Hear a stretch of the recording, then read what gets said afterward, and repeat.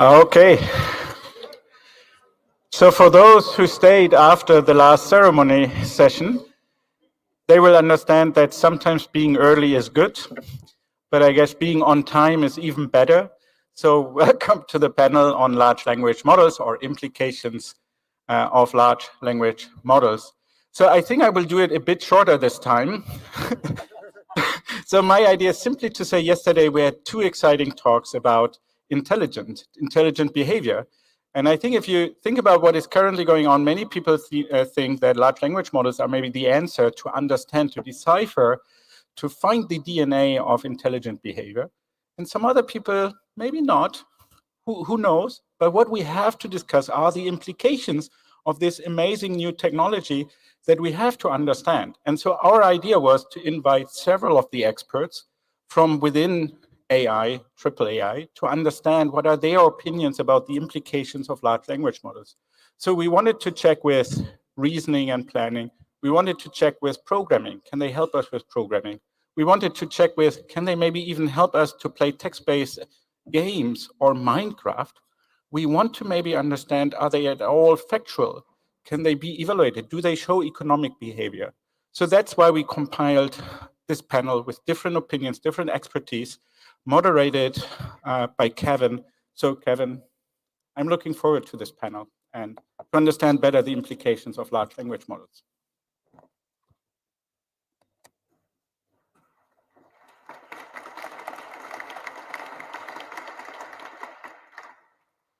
Thanks very much. Thanks for coming here, in many cases twice, for this panel. We're all about punctuality and professionalism here at the Large Language Models panel, so nice to be here with you at 4:30.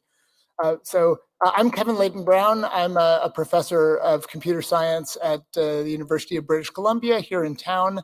I work on machine learning applied to game theory, to constrained programming, and increasingly I also work in large language models as many people have started shifting. I'm going to begin by introducing the panel, and then I'll take a seat and start chatting with them all. So let me go from your left to your right. I'll begin with Chris Manning, who is a professor of linguistics and computer science at Stanford University and the director of the Stanford AI Lab. He's been developing neural approaches to natural language understanding since 2010, with recent work on variant neural architectures and new tools in the large language model toolchain, such as direct preference optimization.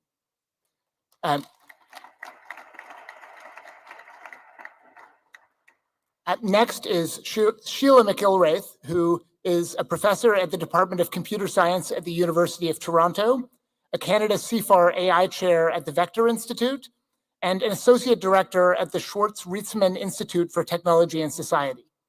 Sheila's research straddles knowledge representation and reasoning, automated planning, and machine learning, much of it through the lens of human-compatible AI. Sheila.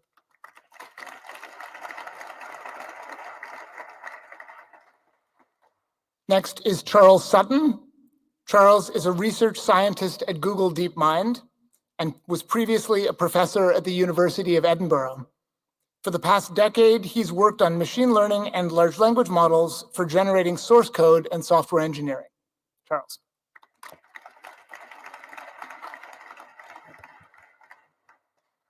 Finally, last but not quietest, is Rao Kambhampati, who is a professor at Arizona State University. He works on planning and decision-making and explainable human-AI interaction. So,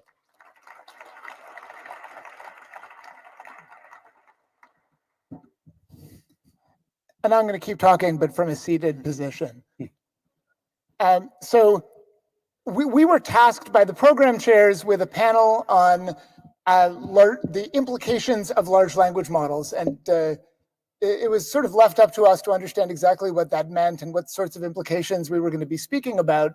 And so when our panel met and thought this over, we decided to focus on two different kinds of implications. So the second kind of implications is implications on the broader society, the sort of moral, social, ethical implications of large language models, which we'll speak about in the second part of our panel. The first kind of implications that we'll begin by speaking about are implications on the the research community, and in particular on the AAAI research community. So we're conscious of the group that we're addressing, and we would like to structure the first part of our conversation around what does the advent of large language models mean for this group? If you're a researcher in artificial intelligence who chances are wasn't working on large language models 4 years ago, what does it now mean for the rest of your career, for the direction of the field that we're all part of, that large language models have achieved the explosive success that they have? So that's the question that I'm going to be inviting the panel to think over together. Two brief general remarks before we dive in. The first is just sort of a matter of terminology. We were assigned the term large language models, and we may use the term LLMs or we may use other terms, but we consider ourselves generally to be talking about large pre-trained foundation models of whatever kind, whether they be based on language or whether they be multimodal or sort of other versions. I think we all agree that while the initial explosive success has been particularly prominent around language, the general phenomenon is broader than language. And secondly, I think everyone here, like I think most reasonable people in AI, thinks that large language models are amazing and transformative and insufficient for meeting the goals of AI in their current forms. So it's not the case that we have some people here who think that scale is all you need, and other people here who think that absolutely this is all garbage and none of it is going to work at all. Instead, we're going to be really trying to probe that nuance and have a more interesting conversation about what's going on. Among our panelists, let me start with Chris, who's sitting right beside me. Among our panelists, Chris is maybe the most directly identified with the linguistics community, with the sort of NLP community, and although I know Chris is a deep thinker who has nuanced views about everything, I wonder if I can prevail upon you to make the sort of positive case for large language models being a radical transformative moment for AI. Absolutely. I really think a lot of the time we're understating the positive case. I mean, there are a handful of people who spend a lot of time on social media telling you, well, denigrating large language models and telling you that they can't do anything well. And they put out a lot of tweets. But I think we really should be appreciating that these devices are just amazing, right? There are people all over the planet now using large language models for all kinds of productivity tasks, and they just work great for them. I mean, that, all sorts of tasks that either would, take you an excruciating hour, or for other people that need to find a data scientist or spend a week writing something, you can just ask a large language model to do it and it will do it. Getting closer to AI research, like back in the 2010s, one of the things I worked on was information extraction. So getting facts out of pieces of text, like this person works for this company and things like that. I'm almost embarrassed to admit now, but I spent years with graduate students working on these information extraction tasks, and we did evaluations every year, and our accuracy, we only got out about half the facts, and year after year the numbers barely budged. Right now, here we are in 2023, and for tasks like that, you can just say, here's a 100-page PDF. Large language model, can you read this and get out all of the facts of people and their jobs, and can you format a JSON file for me and give it back to me? And that takes me 20 seconds rather than 3 years to build a system, and it works way better than what we had last decade. So I think we should take the time to be impressed. I honestly think that if you're not sitting and thinking, wow, what I can do now with these large language models, or what I can do with other large foundation models, so image generation models, video generation models, image understanding models, if you're not just sort of blown away by the fantastic progress and how much these models can do, I honestly think you have no soul, that you've got no heart in this enterprise of being excited about seeing AI technology. So let's assume for the sake of argument that the thousands of people who showed up for this panel think that there's something exciting going on with LLMs, and controversially, we can maybe even assume that they have souls. Although maybe I'll get some pushback from my panel on that. But moving a little bit more tangibly, what do you think this means for what the AI research community going forward? If people themselves have been working for 3 years on tasks that now take 20 seconds, should we just call it a day? Is this the last time we need a triple AI, or is there going to be something useful for all of these bright minds to be doing? I think there's lots useful for them to be doing. I mean, if there's anybody that should be most worried about being out of a job, I guess it's natural language processing people, because that's where the most progress has been made. But I think there too, there's a huge number of things to do, right? So this has certainly changed the research frontier markedly, and it means that there are all sorts of things that it wouldn't be a good idea to get into if you're a young graduate student. I would kind of disadvise you getting into writing information extraction systems that try and get facts about which jobs people have out of text. Probably not a good PhD thesis. But, at the same time, there are just tons and tons of new problems that have arisen because of these developments. We have issues of, how can we get these models to hallucinate less? How can we get them better to work in accord with human preferences? How can we start to use these models to reason and plan more effectively than they can at the moment? So there's this huge, sort of this new era of problems that are now opening up because we have this really good foundation of a foundation model. And so I think we just should be excited because we can build on that foundation. So Rao, let me bring you in here. You've expressed some more provocative public views, including at a tutorial earlier at AAAI, where, if I understand right, you've made an argument that there are some inherent limitations to what we should expect from LLMs, particularly around topics like reasoning and planning. Can you tell us more about that? Yeah, so first of all, I just want to make sure that everybody understands that I'm very pro LLM. I actually sell t-shirts about LLMs, one of which I'm wearing right now. No product placement, so I do not want people to somehow think that the LLM, I'm an LLM Luddite or something. So I think LLMs have just amazing development that we have been privileged to see. They've become a giant external non-veridical memory for the entire humanity. It's become sort of a system one for all of us that we could depend on.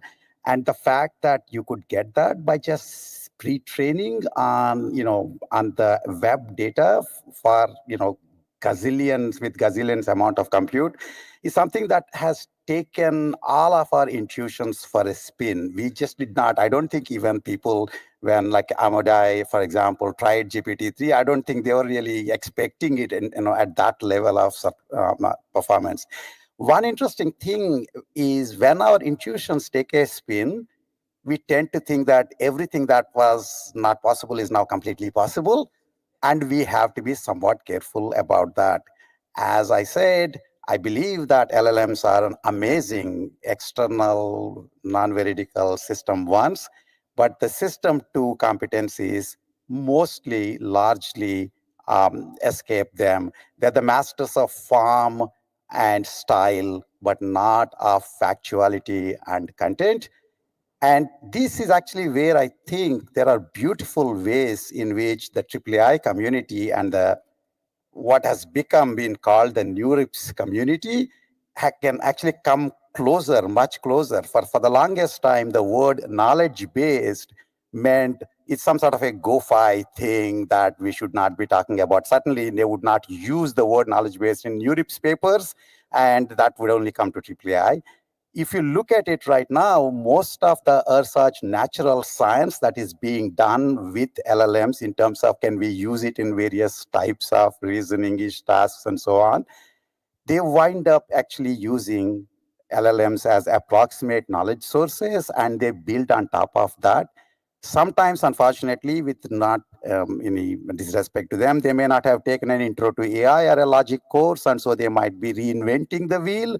But this community, on the other hand, actually does have that kind of a background. And so I really believe that there is beautiful synergies in actually getting LLMs as approximate knowledge sources and putting them together in knowledge-based systems. You can't just assume that whatever they come out with is actually already accurate and correct. That would be a big mistake. In fact, that's the tutorial that I wound up giving in terms of their planning and reasoning abilities. But I also talk about a very constructive way of putting together LLMs with verifiers, with both content verifiers and style verifiers, such that, in fact, you can actually do things that we couldn't do before. And so that's basically the kind of synergy that I'm hoping we will be talking about, rather than just saying LLMs are zero-shot XXXS, because those are the papers that will be confined to the dustbin of AI research, in my view. Thanks, Rao. Sheila, your background is also rooted in planning and knowledge representation, as is Rao's. But you've expressed, a little bit more optimism, at least in the conversations that we had together. And I know also you maybe are a bit more focused on the KR community as compared to Rao. So I wonder, how what you've been hearing so far lands for you, and maybe in particular, what you think from KR and from other sort of historical areas of focus in the AAAI community, LLM technologies are going to need going forward. Sure. So thank you. Large language models are a sea change. They're really revolutionizing the way that we're practicing our research and the types of questions that we're asking. So I don't know about many of you, but I feel like I've transitioned from becoming a mathematician to becoming a little bit of an experimental scientist. We've created these artifacts, and now we're poking and prodding them to try to understand what behavior they can do and what they can't do, and trying to understand how we can add value. I think to those of you who are my colleagues in the audience who do symbolic reasoning, I don't think we're out of jobs yet. I think there will always, although in the future, I believe that we will probably interact with systems largely using natural language. There's still a need in safety critical systems for the precision that is given to us by using formal methods and formal systems. And I think that that's an important thing to remember. And Rao talked about that, I think, in the context of planning, but more generally, we will need to audit these systems. We will need to verify properties of those systems. And I think that many of the things, the techniques that we've developed over the last 50 years in KR&R and in related fields will really come to bear. I also think there's a lot of relational data that will just be naturally manipulated in the way that we've classically done, both using logical methods and constraint satisfaction and various other techniques, satisfiability, but also probabilistic Bayes nets and other things like that.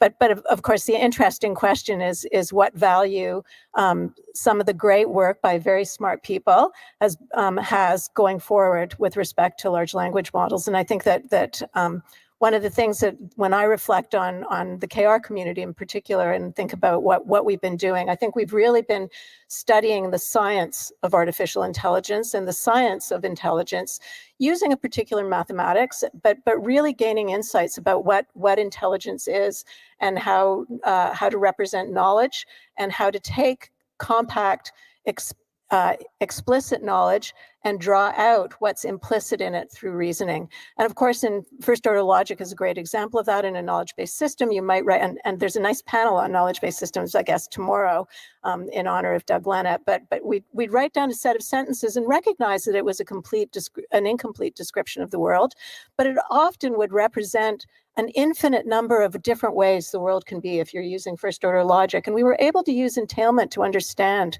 what could be said that was true or false about the world using those types of practices.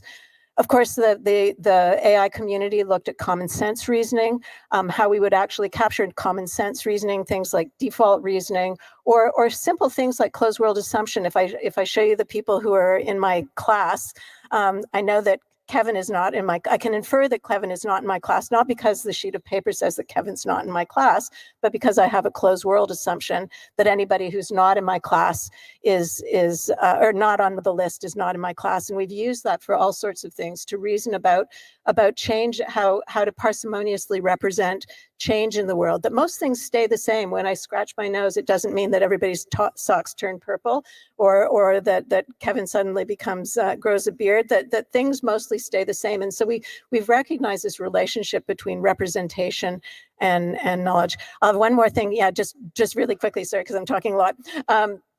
I think there's a lot that we contribute with respect to agentic AI and agentic foundation models representing knowledge and belief, representing the distinction between epistemics, what we know that other people know, and really the important distinctions between what's true in the world, what we think in our heads, and what we think that other people think in their heads. And just as a closing, I guess, I always tell my students that if you have a robot and you tell them to go to the red door, and they only see a blue door, but they have a can of paint, they shouldn't go and paint the door red and then go to and then go through the door. That there's an important distinction between epistemics and knowledge and what's true in the world, and that those sorts of things are really important to that, and I think things that the KR community can give to large language models. I was really just trying to ask a follow-up question. Oh, sorry. I just want to, you've, I think, articulated very clearly a bunch of different ways where KR has something marginally to add over kind of the LLM type systems we have today. I guess I wonder whether you see these kinds of KR approaches as alternatives that we would use instead of LLM-based systems, or whether you see some kind of synthesis of these two approaches, and if the latter, if you have any thoughts about how the synthesis would look.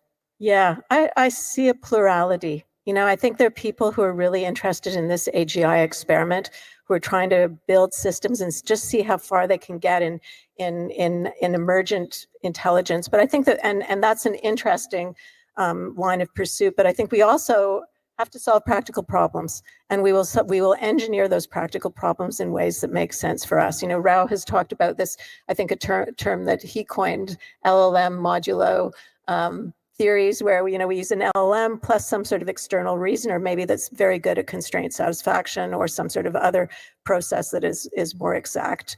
So I think I see a plurality of different things that are going to occur.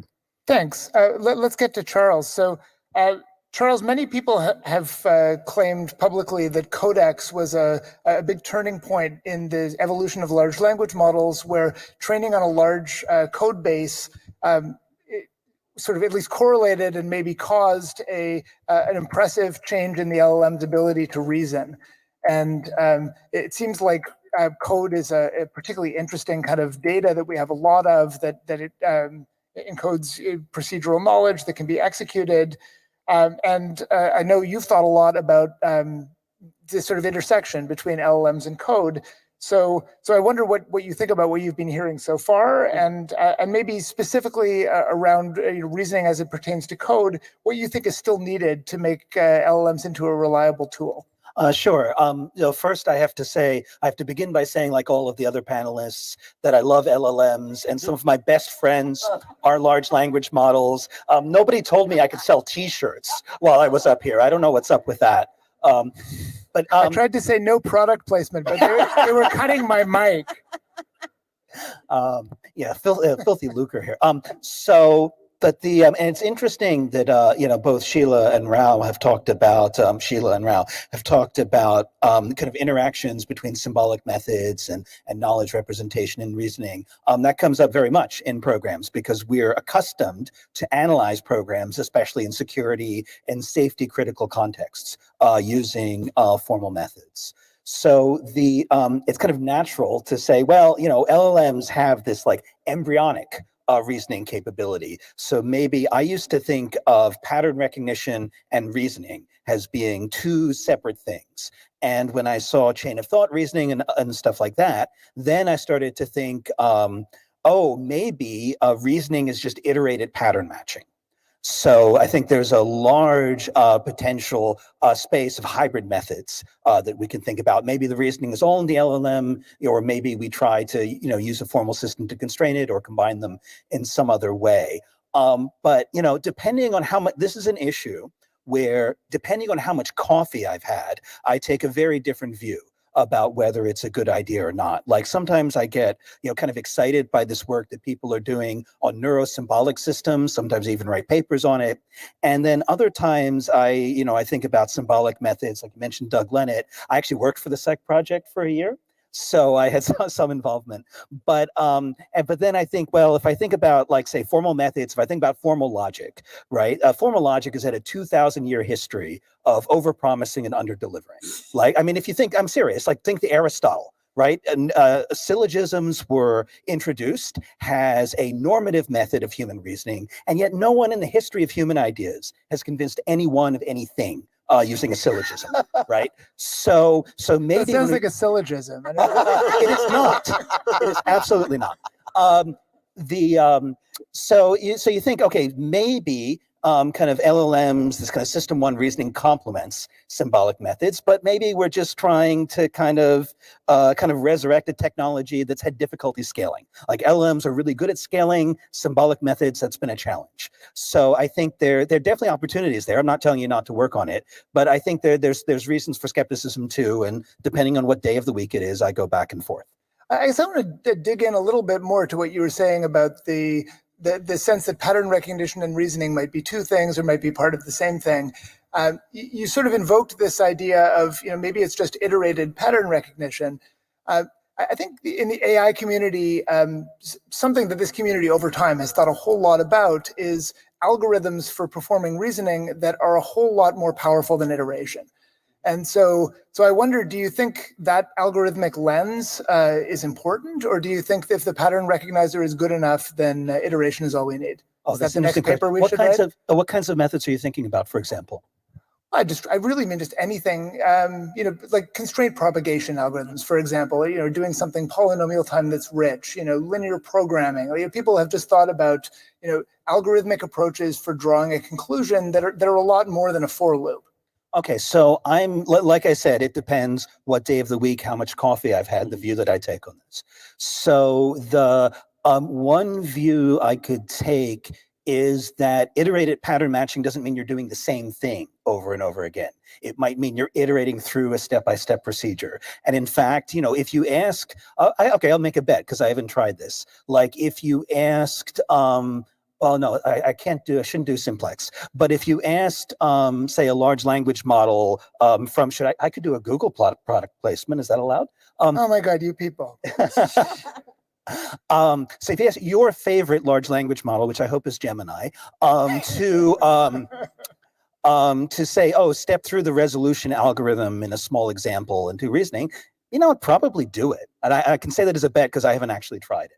So I think if you view it broadly enough, it's possible. Like, I don't know about, linear programming would be harder because doing actual numerical computations. Raul looks like his head is about to explode. Oh, yeah, good.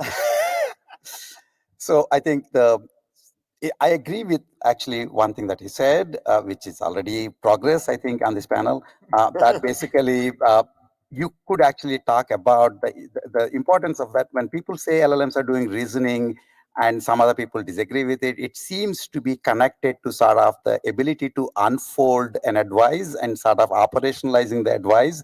And most of the things like the chain of thought reasoning seem to have been used in examples where there's very little unfolding that is actually done by the LLM, which is why I don't think that actually resolution theorem proving it actually steps through it. We did this very little experiment trying to kind of give a chain of thought to blocks world. You could do it at the domain independent level. You can do it at just the blocks world level. You can do it at the exact goal class level. You can do it at the exact same specific goal level. The only place COT works is the exact same specific goal, with the goal state always having a stack going from A to Z. Everywhere else, it's unable to follow advice. So in general, one thing, if I might say that, is as great as LLMs are, anthropomorphization of LLMs has been their bane. I mean, the late Drew McDermott wrote this thing called Artificial Intelligence Meets Natural Stupidity. And it's again come back to visit us to some extent. Chain of thought, one of the great things is we do tell people, okay, here is the procedure, this is how you can follow it. And at some level, it looks like that is the kind of thing LLM is doing, but it actually is unable to because it doesn't really unfold most of the time. Sheila, do you have anything to say about that? I do. Actually, I'm going to repeat something that somebody else did. How many people in the audience think that LLMs can do reasoning? Not that many. I guess it's not a well defined question. But for me, as somebody who comes from the knowledge representation community, what I think of as reasoning is making something that's implicit explicit. And by that very nature, I don't think that LLMs are doing all forms of reasoning. I don't think they're doing constraint satisfaction, puzzle solving, problem solving. But I do believe that they are doing some form of reasoning by making things that are implicit explicit. So maybe we're just arguing about terminology, and whether we argue about what chain of thought does or tree of thought or other things. I do believe that there is some inherent reasoning that is going on, and I believe that we will see more of it as we see the next generation of foundation models or language models. Thanks. I want to get to social impact of all of this, but before I do, I want to give the last word to Chris. Any thoughts about all of this? Yeah, so I think we're still in a glass half full situation. But the thing to remember is that the large language models you're using right now are the worst large language models you'll ever use in your life. And this year's ones, GPT-4 or Gemini, are a long way ahead of last year's ones already. And so specifically for reasoning, I think there's absolutely no doubt that these models can do reasoning steps well. I mean, a recent paper that showed that nicely was by Saparov and her, which showed that you could give these models made up scenarios and have them do reasoning steps. So that's the start of reasoning. Now, where do they fall down at the moment? They fall down in doing planning and exploration. So the kind of simple autoregressive models that chain something out clearly aren't sufficient to do all parts of reasoning. So there's still some stuff we need to invent, but we're on the pathway to having these large models reason. Okay, thanks. So let's imagine we take that pathway a little bit further, and then our whole society has to deal with the consequences. Let's think that through. And I want to start with you, Sheila, because you're the associate director of the Schwartz-Reisman Institute for Technology and Society. So you're maybe best positioned among the five of us to try to contextualize the sort of social landscape here. What should we be thinking about when we think about social impact here? Yeah, so I suspect there are people in the audience who are more expert than I am, but I will share my opinion. And I think one way that I often think about framing the problem is both with respect to thinking about the development of large language models, and then also about their deployment and use. And even with respect to the development of language models, there are a lot of issues that we need to think about and worry about or help be stewards of, so that they are done responsibly. So if you even think about developing a large language model, where does that data come from? Whose data is it? And privacy concerns about whether you're going to expose that data inadvertently in whatever artifact you build. Certainly there are issues nowadays about access to data, access to compute, access and the implications on power consumption and the environment of large compute, as we see countries all over the world trying to get more compute so that they can build their AI systems. Also at the universities, we're seeing that we don't have the compute for our students to be able to train them, but that's an issue perhaps we'll discuss later. Certainly with respect to deployment, I think we often think about deployment with respect to different sectors or the impact on different on jobs or on the economy or on education. But I think we also need to sort of step back and think about what impact it's going to have on what society are we building, and what is society going to be like with the proliferation and adoption of some of these technologies. And in particular, we can see that with respect to some of our infrastructure, with respect to our electoral systems, with respect to our banking systems, we want to make sure that we are preserving the trust in those institutions. With respect to our interactions with each other, we want to make sure that we're preserving trust in each other and in our communities, both small and large.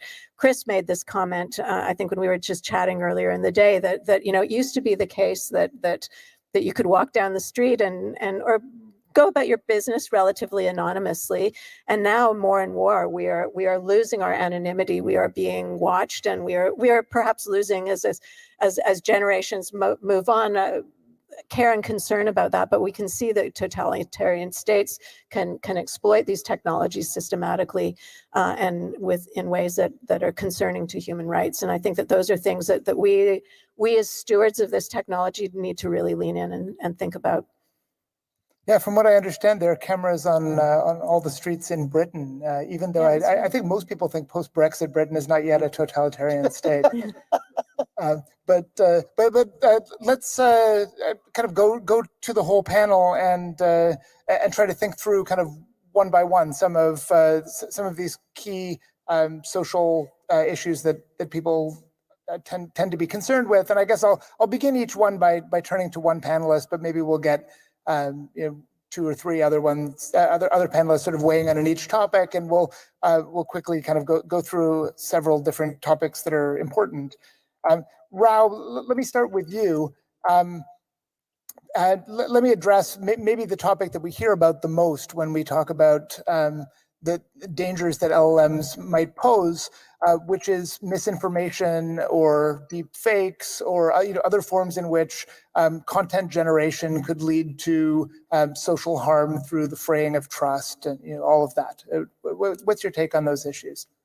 I think that's so. As I said earlier, we have sort of evolved to conflate form with content, and it worked for us. We keep saying things like beauty is truth, etc., etc. So a well-written form of text might probably be correct, and this worked for most of the time in our civilization. That's just completely out as of last 3 years. Every email all of us are getting is so well written that I almost wish for a badly written email from some of you, so that I hope that actually people are still writing themselves. The audience can take this as a challenge. Yeah, please do. Please do. I think in this era, a badly written original idea might actually stand out way more than extremely well written GPT-4 stuff, which I believe always has the shibboleth called I delved into. Delve apparently is a thing that GPT-4 put. So if I have delve, it goes into spam for my... So in general, I think this style content conflation is going to be a huge issue. We evolved for that. It's not going to be easy for us to change that easily. And to some extent, I guess we're talking about multimodal too. If you start talking about multimodal, if you see somebody's farm actually talking, then you just assume it is them. And, that has been given all these voice fakes, deep fakes, and, voice scamming calls. Arizona, where I come from, for some reason has become the ground zero. Apparently, lots of people are getting loved ones calling, asking for money, etc., except it's just a deep fake voice. I don't know. I think things like watermarking, etc., have been talked about. I think it's a worthwhile thing to try and do. But I actually like something that Tom Dietrich most recently pointed out, which is eventually there's going to be so much misinformation that is being developed and done by even if the responsible good people like Google's and OpenAI's actually watermark, somebody else can. There's so many different ones, and so we ultimately have to learn to distrust our senses and require provenance for the information that we are getting, which is hard when your mom or somebody with your mom's voice is calling you, asking you to help out, saying, can you please give me your cryptographic authentication, is not the most romantic thing, but we will have to do it. And the second thing is that we just really need to start authenticating things that we send. The good information should be authenticated rather than saying LLMs, the thing that is produced by LLMs should be authenticated, because that's much harder to control. So, but on the whole, this misinformation is going to be a huge, huge problem, I think. But I'm really hoping that it's going to be a transition period. Humans, one of the most important, most amazing things about us is we get adopted. We adapt ourselves to the technology. So right now we fall for these scams, but very soon I think we might outgrow. But the transition period is going to be very hugely problematic. And yes, that's going to be a big issue. So broadly speaking, you're saying that you think it's going to be necessary for people to learn to distrust otherwise reputable seeming information. Some people might say that, in the last 10 years, people distrusting reputable seeming information has been a big social problem, around public health advice, about decisions, in elections, about, what the outcome was, about whether global warming is a real thing. Is this kind of distrust, of a different kind? Is it going to push us further down the slope that we're going down? So first of all, I think I do think that the old idea that message is more important than the messenger, that ship has passed, I think, at the time of Greeks. And certainly messenger and the reputation of the messenger matters. And I keep thinking that these trustworthy, whatever the news sources, etc., where is this particular piece of information is coming from, is going to be important. The point you are making is that some people would like alternate realities, to put it forward. So there may very well be alternate news sources and they might want to just believe that, but that's still much better than GPT-4 essentially writing text where you have no idea which part came from where. So I think we really have to admit that I still am surprised that people would think that they would like to search for factual information not by Google, but apparently reading, calling Google and looking at search engines is so hard for them. They would much rather have ChatGPT make up stuff and hope for the best. And that's where my t-shirt comes, which is, if you don't know what the answer is, all you are reading is it well-written piece of information? And so you have no idea. When I am being hypochondriac and I want to figure out whether or not the thing that I'm having is worrisome, I go to CDC, not just ask ChatGPT, because how do I know what is it saying? And so the actual reputation of the source from which the information is coming from is going to be extremely important. And for those of you who have shares in New York Times and newspapers, maybe you will see some rise in those stocks, because I think it actually becomes important where the message is coming from, not just whether the message is well written and compelling. And that actually goes back to this idea that these systems can really, really convince you of their point of view. That doesn't mean that they're right. I'm warning all the panelists and all of you now that clearly we could have a panel on every single one of these topics that we're going to bring up. So I'm going to shift gears, although there's much left to be said, so that we can cover a few more topics. Charles, let's talk about the world of work. What should we expect about impacts on the labor market, about LLM technology and AI technology more broadly as it goes forward, and take some of your advice from the previous round? How worried should we be? How big are the changes going to be? What are your thoughts? Yeah, I think this is a really interesting question, because software engineering is one of the first industries where we're starting to see LLMs be using routinely. And it's also one that's kind of used to and welcomes automation. So it's an interesting source of analogies. The real answer to your question, of course, is I don't know. Anybody who tells you that they know what's going to happen with large models in the next 6 months is trying to sell you something. Hold on to your wallet. I could see reasons to believe that there'll be positive and negative effects on the labor market. So to talk about the positive effects, I can say, taking software engineers, like think about compilers. You could imagine that if we didn't have compilers, that would be great for the software engineering industry, because now I have to write everything in assembly. So it takes much, much more labor to write a piece of software. Maybe that means we have to hire more programmers. Well, maybe. But I think in reality, it would just be so expensive that we'd write fewer programs. We wouldn't have the complex software that we have today. So it's actually adding automation to the industry actually means that it creates jobs in some cases rather than taking them away. So that's one. So there can be both positive and negative effects on whether people have, how many jobs there are.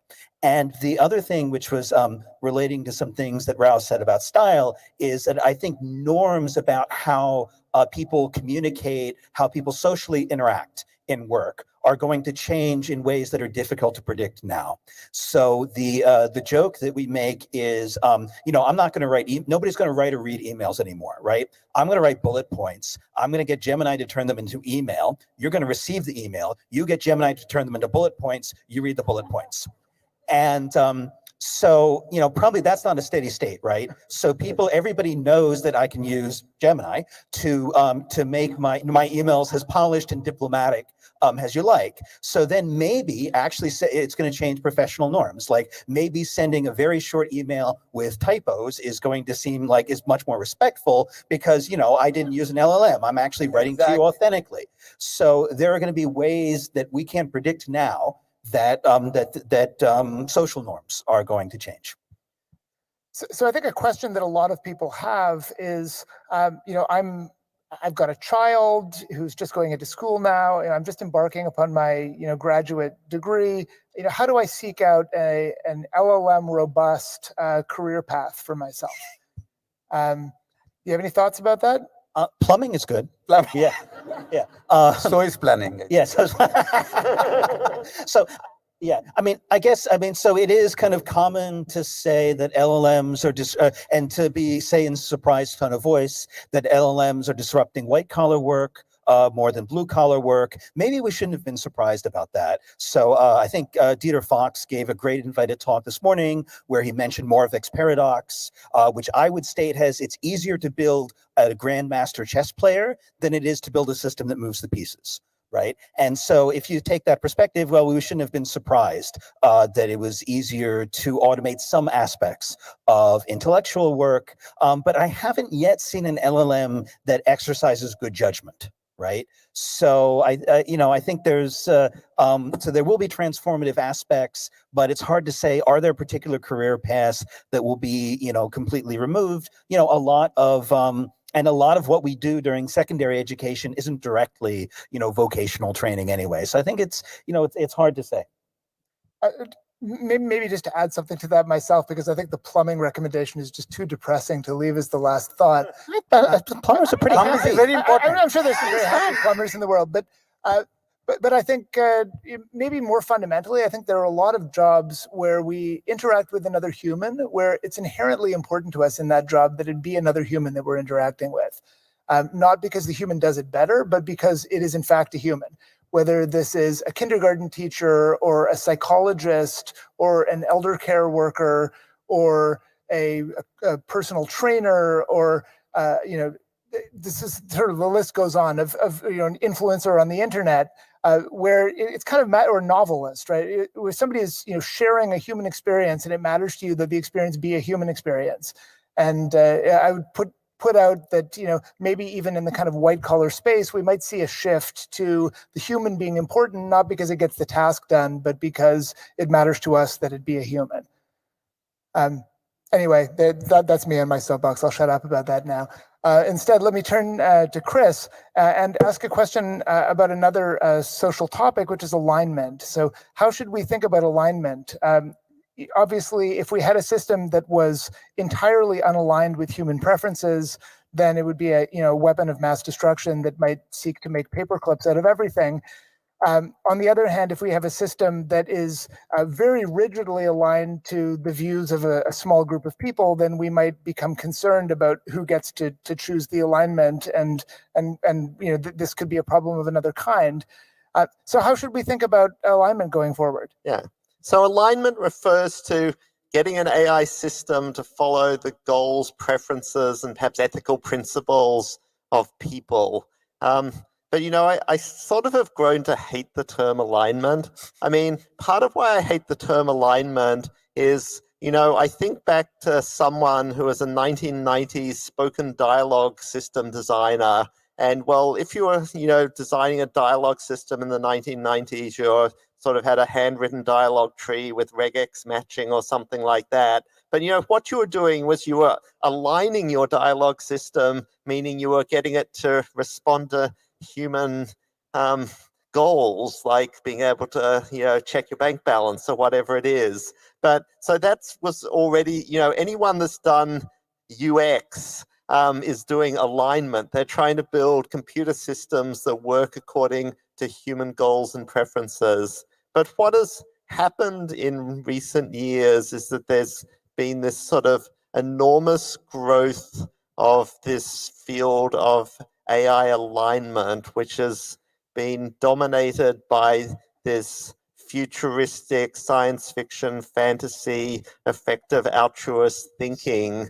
And I don't really see that as the right path forward. I think, I think what's really going to determine how things work out here is whether human beings have concern and care for their fellow human beings.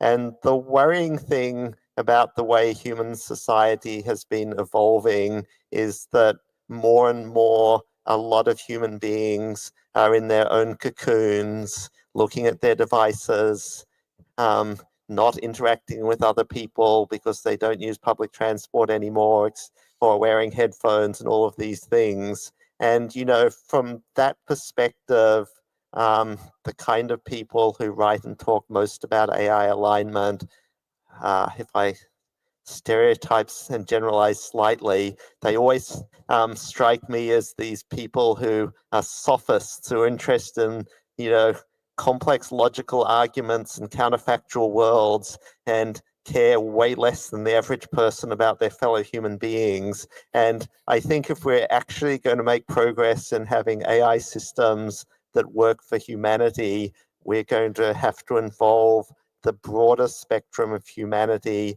and people who care about other people and their legitimate needs and wants.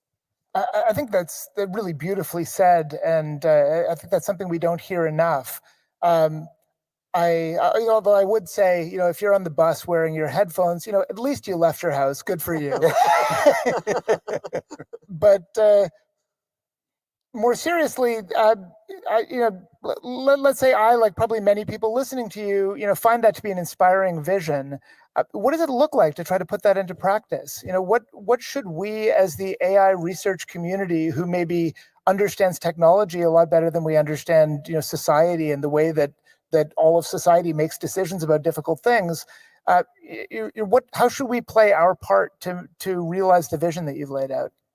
Well, I think there is actually starting to be a lot more awareness of these issues and a lot more people, right?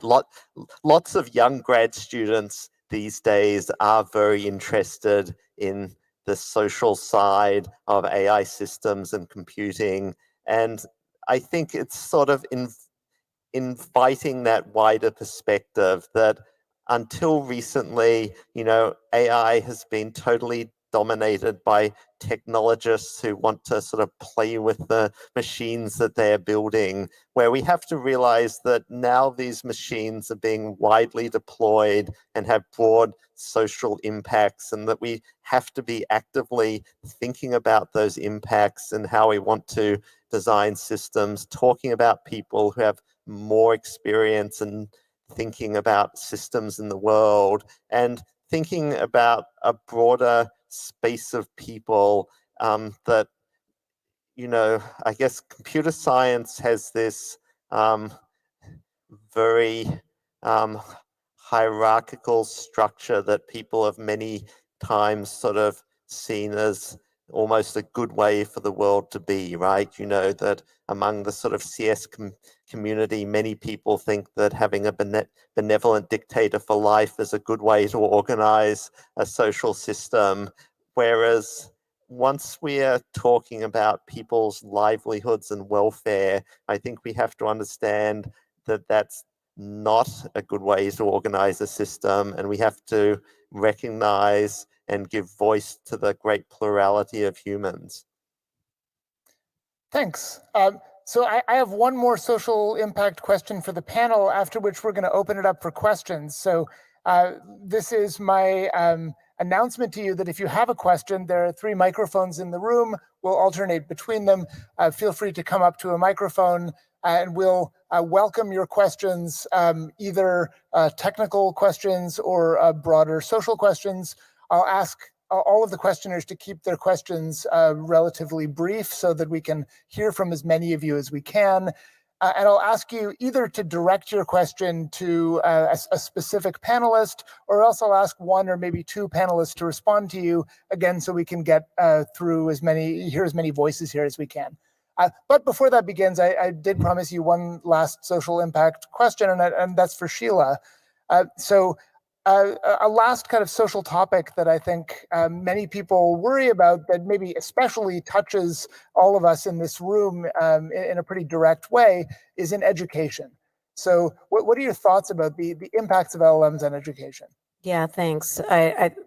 You and I talked about this a little bit, and I know it's an interest of yours as well. And many of us in this room probably are educators, and they've seen their students adopting, both their undergraduate students and their graduate students, really adopting large language models in a big way, both for code generation, for helping them understand how to write the abstracts of their papers or paper outlines, or even for I have a son who's a high school student who uses it to sort of help him summarize long papers. So it's clearly a tool that can accelerate and amplify what we do. And I think that thinking about students in public schools, just like we learned how to use the library, or how we learned how to do internet search, I think that arming the next generation of students with the ability to use these tools and use them effectively, like they use calculators, is going to be something that should be part of the educational system. But there's certainly challenges for universities, both in terms of how we conduct our classes, what we should be teaching people, and also how we should be assessing students. And then from the outside, how universities are going to be viewed as degree granting institutions. What is it that we can verify that we are teaching our students, so that if they have degrees, when I know I see people in the audience who work on AI in education, you can imagine a future in which large language models will be able to provide personalized tutoring, and that's a really interesting and application to contemplate. But I know you've been teaching an ethics in AI course, and maybe you can share some of the things with everybody else that you shared with me, because I thought you had some really interesting insights. Yeah, thanks. I mean, I guess my take on LLMs in education is that it's a pretty enormous problem for our practice of assessment. And we will, in retrospect, think it was a much smaller problem to education. I don't think the need for a population of educated people is going to go away because of LLMs. We're not going to want a society filled with educated, sort of much older 6-year-olds. We're going to want people to be educated maybe even more than they are today. And so I think the practice of education is going to surely have to continue. And I think right now, education, we're really missing the mark in terms of the potential for education. So I think we're going to seek ways of doing it better. However, the assessment problem is fundamentally kind of an economic problem. You want to ask the student to do something which is hard for them to do and easy for you to verify. And what LLMs have done is they've shifted that economics. They've made it easy to generate, and it's as hard to verify as it ever was. And so now, those of us who are educators are panicking because, it's now really difficult for us to perform that verification than we did before. And I think that's what we're really going to have to think creatively about. I think the enterprise of education, which we understand pretty well, I think is going to want to continue much as it has before. But I think the practice of assessment is going to be turned upside down. And I think one thing we're going to do as a mitigation is lock people in a room and make them take an exam without any computers. That's the sort of stick your finger in the dike kind of approach. And we'll do a certain amount of that, but I think that's only going to get us so far. I think the more exciting sort of forward-looking view, I think, is the advent of sort of the increase of the oral exam. Because I think we understand that, getting somebody, sort of the like Oxbridge sort of model of, get somebody into your office and, really talk through with them about, the whole wealth of their knowledge in a, expansive way, really get them to understand, find out from them by probing them with difficult questions, what they understand. Incidentally, like Chris did when he gave me the oral exam at Stanford, which was a humiliating and terrifying experience for me. But it was sure a good way of performing an assessment. Well played, Chris. You can get revenge on him now. I know, right? But why do we not do that everywhere all the time? Because the economics don't work out there, right? It's really expensive to conduct an oral exam, and it just doesn't scale at all. So I think there's going to be an LLM research agenda that says, don't just make LLMs like we have today, where the paradigm is you ask it to do a thing and it does the thing for you. I think there's going to be a kind of flipped LLM paradigm that says the LLM is seeking to form a belief state about you, and it's asking questions about you so that in the end it can make an assessment about what you know. And I think that's going to be really a game changer for education. Anyway, there we go. I got ambushed by my own panel, and I had a chance to expound about something. Enough from us up here. Let's turn around and hear from the crowd. And I guess I'll start with the longest line. So let's hear from the people over there. Okay. So one of the things Chris wrapped up with was pointing out that LLMs have evolved a lot, just even the past year, and there are a lot of young people here. I'm sure considering what research project should I be looking at, given maybe that I'm thinking 4 or 5 years out.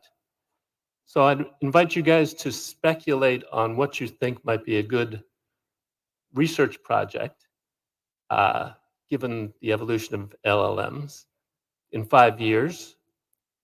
Is it superintelligence? How to interact with the superintelligence? Or I'm curious if anyone has any ideas on this.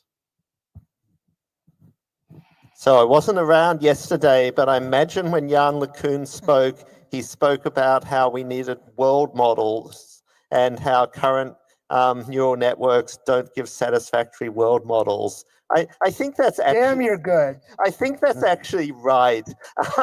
And so, there are whole areas in which our current neural networks are very unsatisfactory. And so, to be making profound progress, you really want to be thinking deeply about some of those issues and saying, where are the fundamental problems and what different kinds of architectures and approaches could take AI up another notch.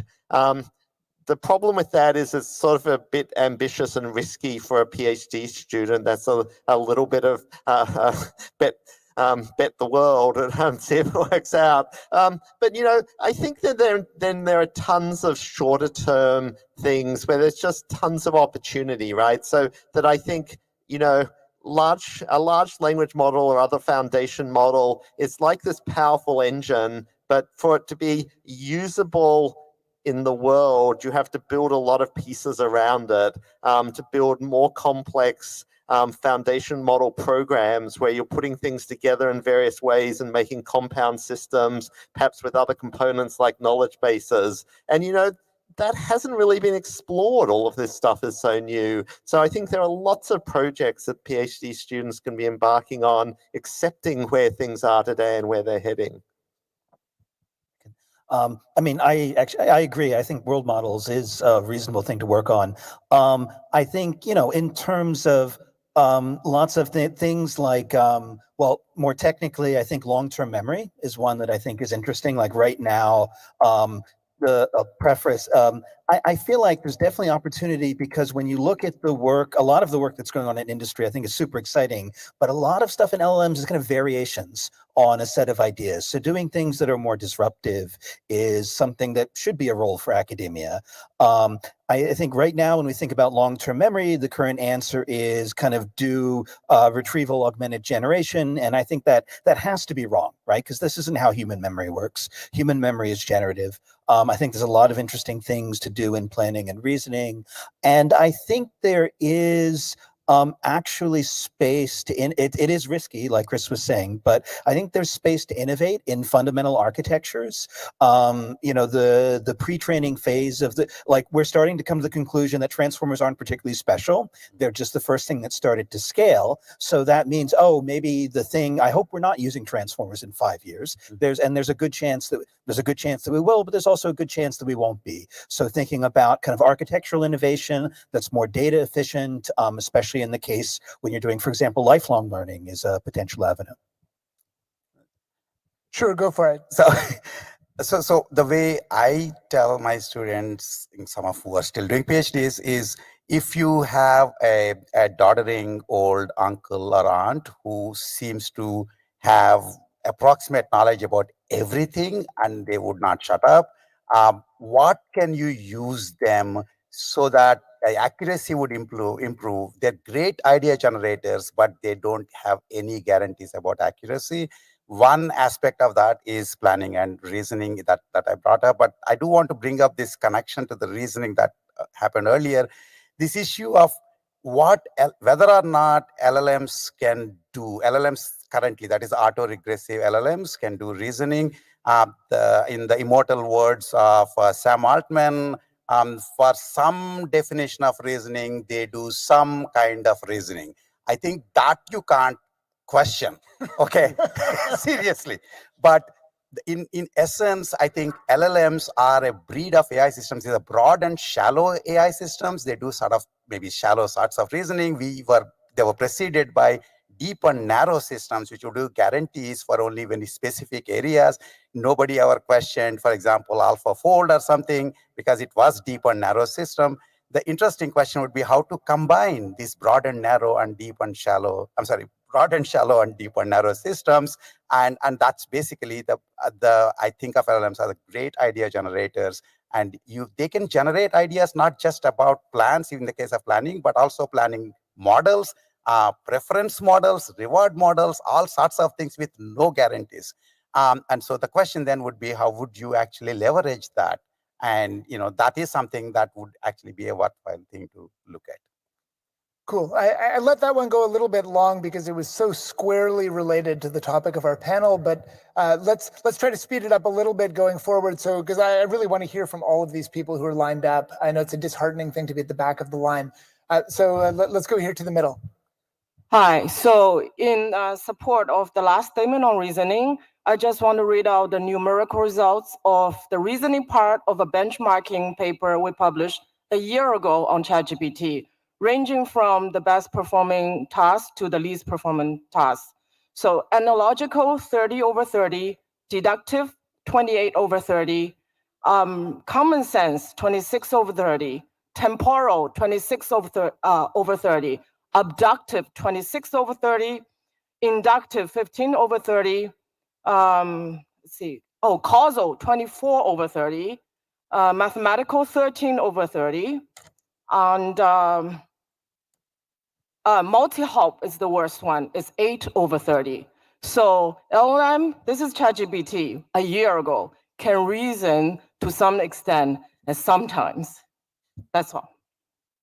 Yeah, I agree that if you can get by with less, just a couple of hops of reasoning with no guarantees, yes, LLMs can do that. And there's all sorts of interesting, by the way, results about how MMLU can be gamed. MMLU has actually become the shaky foundations of trying to figure out whether or not LLMs are improving, and it's not the questionable benchmark there. One other thing is that when people keep saying LLMs can improve, they actually probably also mean that they don't have to be autoregressive anymore. In that case, everything is possible. In fact, if Jan basically gets tons of money from Mark Zuckerberg and does what he wants to do, maybe some of these problems will go away. But for the autoregressive ones, which is most of the GPTs and most of the Geminis, I think this is not going to change. The scale isn't going to change. Reasoning capability. Let's keep moving over to the left side of the room here. Yeah, okay. Yeah, thank you. Thanks for the great panel, very insightful. I was actually preparing 2 questions about algorithm, so I may ask the third. For the long models, there are lots of data being used, But I don't think the incentive mechanism is very good now. People generate data, but they don't get something back. So what do you think? How to make the incentive align with people's interest? I can take it. You go ahead, Chris. Yeah, I agree. This is a huge problem. I mean, we're going to see some big events in the coming year because, there's now well over a dozen large lawsuits against various of the companies, Stability, OpenAI, etc., about the fact that, they are stealing huge amounts of content and then getting financial value from it. And so we do need a new world order. But I think really we need to just rethink things. I mean, I think sort of 2-century-old ideas of copyright just aren't an adequate model going forward. Now, given the bad ability of the world to make new laws and conceptual frameworks in the 21st century, it's not clear what's going to happen. But it feels like one should have some form of attribution process, which leads down to then micropayments for people whose stuff is being made use of, but we just have nothing like that at the present. Thanks. Let's go over here. Thank you all for all of your great opinions and conflicts of opinion. I'm currently curious, as many of the people here are students or in some way still in education, where do you see the advancements of LLM in the next 10 years, say, creating new careers and positions?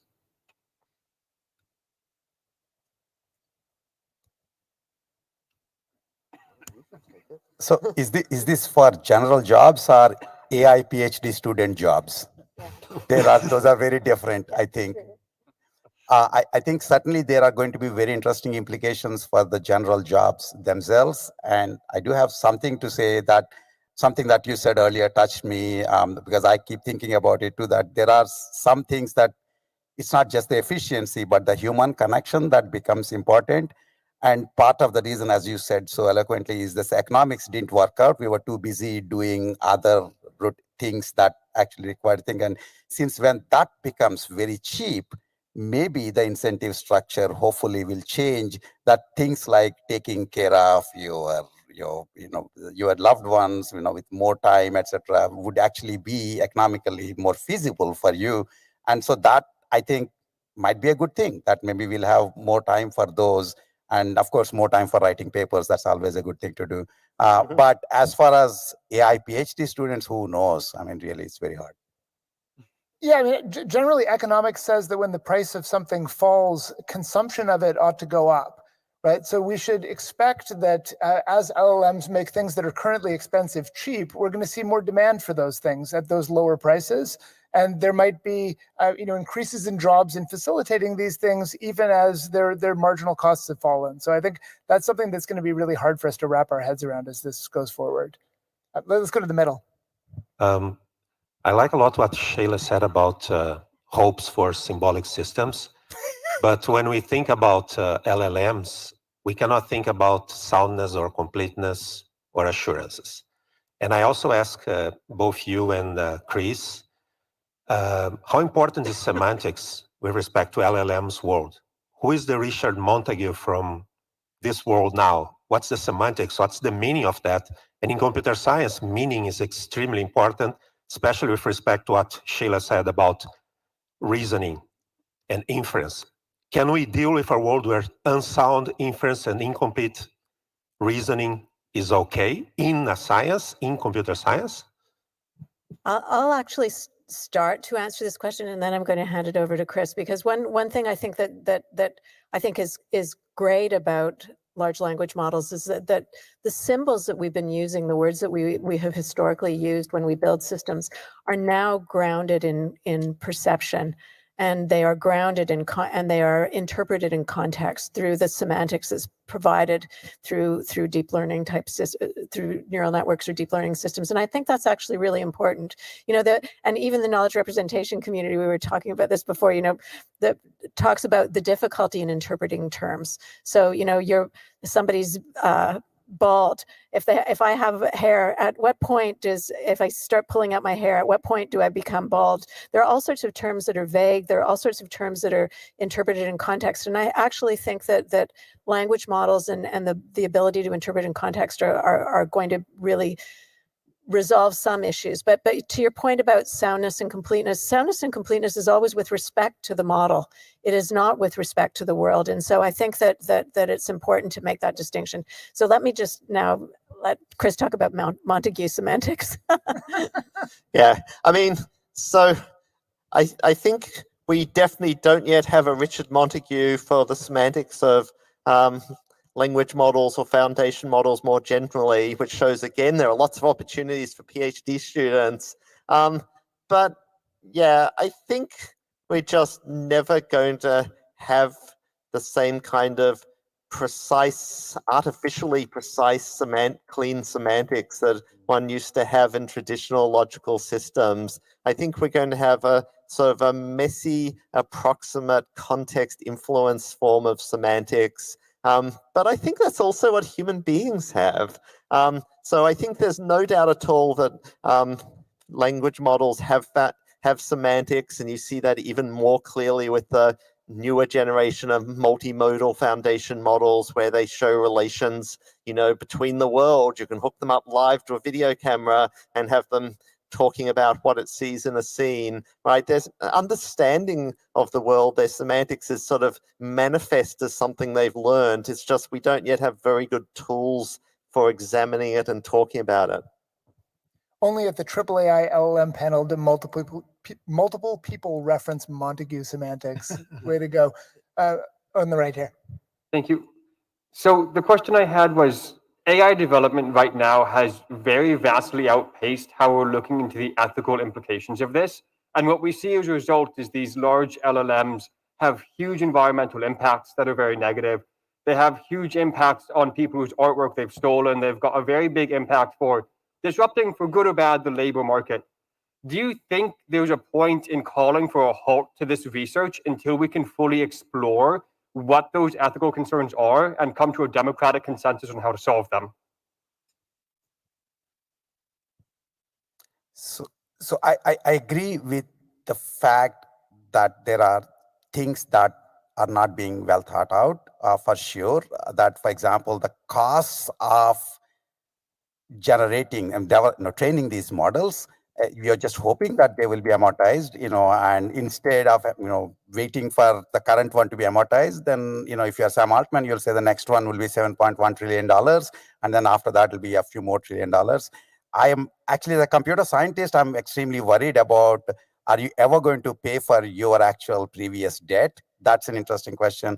But at the same time, I'm not as sure about what you mean by just saying, taking like a pause. I know that lots of these pause requests have been done, and it seems to me that having this discussion in parallel is a very reasonable thing to do than expecting that somehow people will pause. Even if you ask for a pause, who exactly is going to heed to your request? And not all actors are essentially under some particular jurisdiction. So I think it's very much reasonable that we should think about this, in parallel, but I don't know that pause is going to be effective. People tried it already, as you know. And Yeah, I don't think a pause is effective either. I think that there are too many economic incentives, and that language models will continue to be developed, even if some people decide to pause. But there are constructive things you can do. And to the people who are looking for PhD topics, try to work on mechanistic interpretability to understand how these language models or these systems work. Work on watermarking to try to, and techniques for provenance or cryptography to protect people's individual property and knowledge product or artwork, so that their attribution can be traced back, or provenance can be traced back to them, and they can be remunerated in some reasonable way. Think about regulations. I think there are a lot of positive things that we can work on when we identify the things that are problematic, and just sort of push the needle forward. And we need computer scientists to do this because we're the ones who understand the technology. I guess I want to briefly speak to that too, because I thought deeply about this when the pause petition went around, and I guess something that on the face of it, it seems so reasonable. It's not asking for a stop; it's asking for a pause. And I guess something that in addition to the points that others raised, that sort of occurred to me is that it was never really clearly articulated what would be happening during this pause, and how the world would be substantially different, after we resumed again after the pause. And in a sense, the pause would revert us to the previous period of all of human history when we didn't have large language models and we didn't figure any of these things out. And so I guess that led me to feel like it was maybe not the mechanism we should be looking for. But I think maybe rather than seeing it as a mechanism, our community should see this as a kind of cry of rage from society that is saying, we don't trust what you guys are up to. We don't think this thing is an unequivocal force for good. We're really worried about where it's coming, and we want to make sure that a broad range of perspectives are taken into account as this thing is brought into the world. And I think, leaving the mechanism aside, I think we should take that expression of concern very seriously as a community. Let's go over here. Thank you, Kevin. Thank you, the panel, for an interesting and wide-ranging conversation.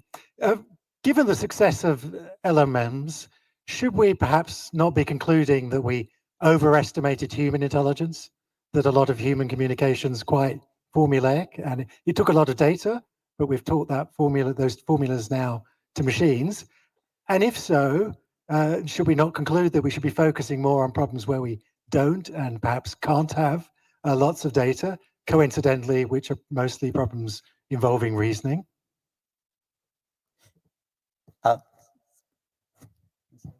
So I'm not sure. First of all, you do realize, I'm sure you're probably asking this question with your tongue firmly in cheek, but most of what LLMs have been trained on is the collective consciousness that we exported to the web. So so is that even possible if in fact humans weren't there? That's a very reasonable question. And the sorts of things that at least the autoregressive LLMs are unable to do, such that we can still do of many types of system 2 competences. It's not very clear whether additional data is going to be helpful and what sort of additional data is going to be available.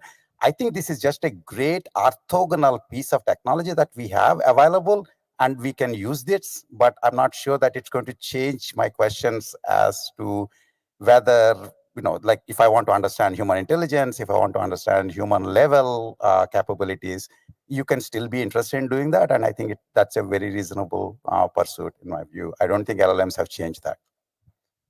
Charles, did you want to get in? Yeah, sure. So I guess I dispute the kind of reasoning behind the question. I mean, the LLMs have access to a source of information that humans haven't. Like, I haven't read the entire internet. Maybe if I did, I would talk like ChatGPT. Yeah. So I wouldn't necessarily think, oh, LLMs managed to produce great text, it must be easy. I think communication is pretty hard. Yeah. We let it go? Yeah, I just wanted to say two very quick things. I think all of us, if you're in AI, you always think about how you think. And so it is the case, I think, for many of us that many of us ask ourselves whether we're really just, next token prompt generators. And it's an interesting question. And certainly there are people in cognitive science who would claim that is indeed the case. But to your point about data that's not very evident, one thing that worries me about our models is that we're training on, at least where Twitter is concerned or X is concerned, we are just training on the worst of humanity. And I worry that we are Sorry, not. Rao. Yeah. Hey, I'm on Twitter. Rao accepted. I'm helping quite significantly, but it's not helping enough. Well, but where, our humanity is not expressed in its full tenderness. And to Chris's point, I think as well, you think about the interactions between a parent and a child or a caregiver. Those things are not captured in the data, or even our thoughts and our emotions. And those are things, to your point, that are really difficult for us to get data on. And I think in order to create large language models that are really going to be aligned with human values, that are be able to understand humans and to be understood by humans, that we are going to have to get our handle on how we're going to deal with that sort of data impoverished part of humanity.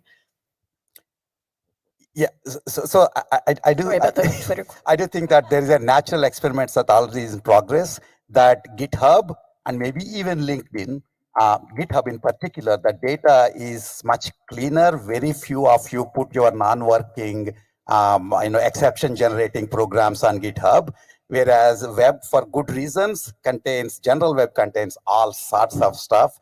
It's not very clear to me that we can control that, but that's the interesting part. We don't stop. Human kids are not educated by saying you should be closing your eyes when you are outside of the home and you only get to listen to the parents. We also tell them how to, even though you're getting all sorts of data, how exactly are you going to use your own judgment? As I think Charles was putting earlier, LLMs obviously don't have a judgment yet, and they are essentially going to repeat what they have said, and so they have seen the distribution they have seen, and that leads to this problem of how are you going to stop people from writing? I mean, there's no 4chan yet for GitHub. I'm going to wait for 4chan for GitHub and would love to see what happens to the code pilot at that time. We've still got people standing up. I want to hear from more questions. Go ahead. Sure. So yesterday, Jan LeCun pointed out the issue of the geometric rate of failure for transformer architectures. Every time they predict something new, there's a small chance that they fail. We humans seem to avoid this pitfall by concretizing our ideas with our heads. So any student that's taken a math class understands the feeling of having a fuzzy understanding of something and then having it click, and suddenly, everything starts to make sense. That seems to suggest that our brains are creating the neurosymbolic representations of abstract concepts. And so, you mentioned, Charles, earlier about treating it like pattern recognition, sort of in that sense. The fact that GPT can freak out and exhibit schizotypal personalities if their parameters tune wrong on one day, bonus points to Gemini for avoiding that issue, it suggests that that's not what's happening within transformer architectures. So what do you all see as the way we can get these large language models to actually begin to incorporate real concepts rather than just loose approximations, and have that not just be built on top of the model that's already there? Charles, you were referenced. Do you want to take it? Yeah, I'll take a little bit, but I'll be very brief. So this might not be something about the transformer, right? To get this kind of course-defined reasoning, like we say, oh, these guys are just doing next token prediction. That could be very rich depending on what the tokens are. So it could be that there are some intermediate representations that are like, VQ, style things that get you this kind of like course-defined type of like, oh, I think I know what the idea is in a fuzzy sense. Thanks. Let's keep moving. I want to get as many questions as we can. Go ahead. All right. Thank you for the great panel. So my question is about the effect of large language models on language itself. So when usually we're speaking about the effects of large language models, we're first thinking about job market and similar. But every technology, or many technologies, change how humans use language. And in a world where a growing amount of language, be it text or speech, is going to be machine written, how is this expected to affect human-to-human communication and the content or like the grammar of English and other languages themselves? I take that one. So to make a prediction about that, so a lot of human language change is driven by young people, and young people want to create social cohesion among their groups by having a kind of a distinctive language that they communicate in.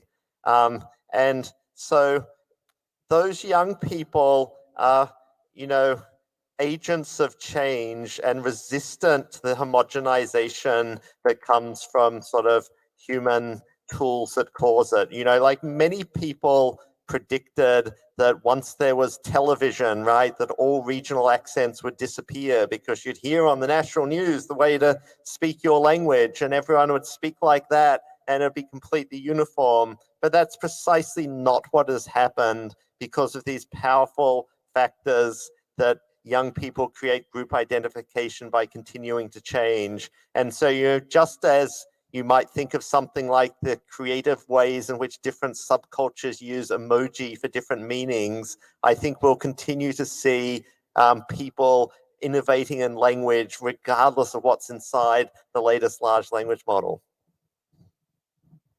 So the program chairs told me that we could maybe go a few minutes over if we had a lot of questions. Would you like us to take the last questions, or should we end it here? I think I'm seeing a gesture that suggests that we should not eat into the poster time, which I think is maybe a good call. So let me just end by noting to all of you that never say the AAA I can't turn on a dime. The poster session downstairs is now organized by topic rather than in chronological order of when the paper was submitted.